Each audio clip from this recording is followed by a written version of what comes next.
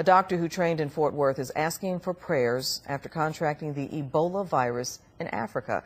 Dr. Kent Brantley is part of a medical aid group fighting an Ebola outbreak in West Africa. 670 people have died from that disease since March in Liberia, Guinea, and Sierra Leone.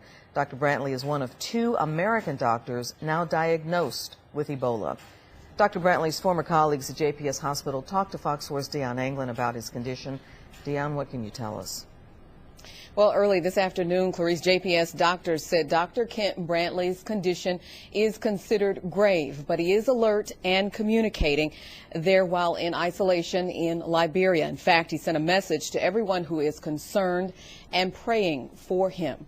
33-year-old Dr. Kent Brantley has been part of a team in Liberia since last fall. He specialized in general family care, but after the Ebola outbreak arrived, he became medical director of the isolation unit for infected patients. His colleagues and friends where he trained here at John Peter Smith Health Network said today he is a gifted physician of tremendous faith and courage. Today, just 30 minutes before a news conference began at JPS, Brantley spoke by phone with and sent Dr. David McCrae a statement to share.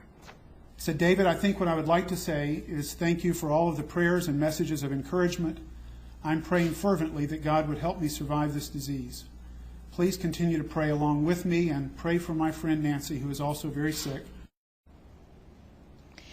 Dr. Brantley's family, his wife and 2 children, had left on a trip back to Texas before his first symptoms began. They traveled back to Texas for a scheduled family wedding. They are being monitored but not believed to be at any risk for the Ebola disease. Now, the JPS doctors point out that Brantley remains strong in his resolve and his decision to serve the medically underprivileged in that African region. They say he is in the first phase of the disease, but his symptoms are progressing. Clarice? Prayers up. Dion Anglin, thank you. Ebola outbreaks have been concentrated in Central and West Africa. The fatality rate is 60% on average, but it can be as high as 90% in some areas. The symptoms start with fever, they progress to vomiting and internal bleeding.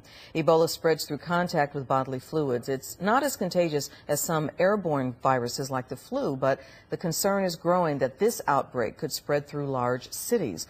One patient died from the virus after traveling to Lagos, Nigeria. That's a city of 21 million people.